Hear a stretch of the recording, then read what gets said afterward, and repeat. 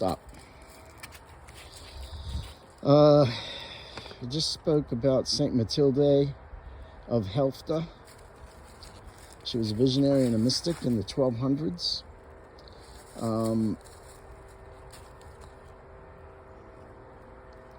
She was a choir director, a teacher, and she was also a friend and novice mistress to St. Gertrude the Great, whose feast was just this past week. Today is November 19th. This is the Dog Walk Chronicles. Would now like to talk about Saint Ebbe of Minster-In-Thanet. This is English, 6th century saint. She was the daughter of a prince. She died in 694. She had 4 sisters who were saints. She had 3 sons who were saints, and one died very young, so probably she had 4 saints, sons. So that's 8 in her orbit, plus her is 9. So that would have been a good place to live, to see how the other half, how the saints live. Her cousin ascended the throne and was worried about being able to keep the throne, and so he killed her 3 brothers who apparently were in line for the throne. In compensation, he said he repented and he offered compensation. She chose as much land as her tame doe would run around in one course. So she had a little deer. They went to the Isle of Thanet, and the advisor to the king, who was the one who advised him plotted to kill the other brothers, said that the woman was leading the doe with witchcraft.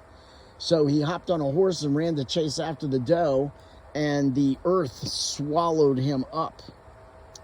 So the doe continued its run. This was on the Isle of Thanet, and she ended up with a big chunk of land on that isle off England. There was a monastery and a convent built there. And actually, I don't see how that if that bad guy was swallowed up by the ground, that wouldn't really prove whether she was using witchcraft one way or the other, would it? Okay, we're just gonna, since this is a saint, we're going to assume, I'm just teasing there, we're gonna assume that was the hand of God that opened up the land and swallowed that evil man. So today again, we ask all the saints to pray for us.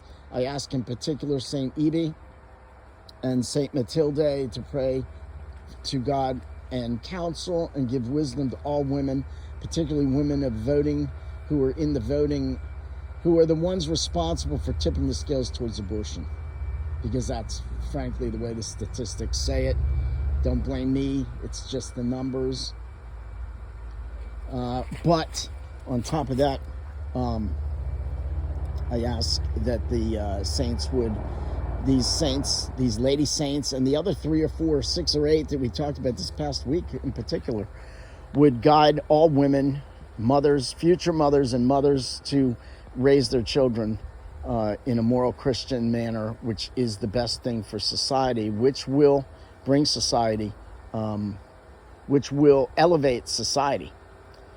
And I ask you to pray for the souls in purgatory.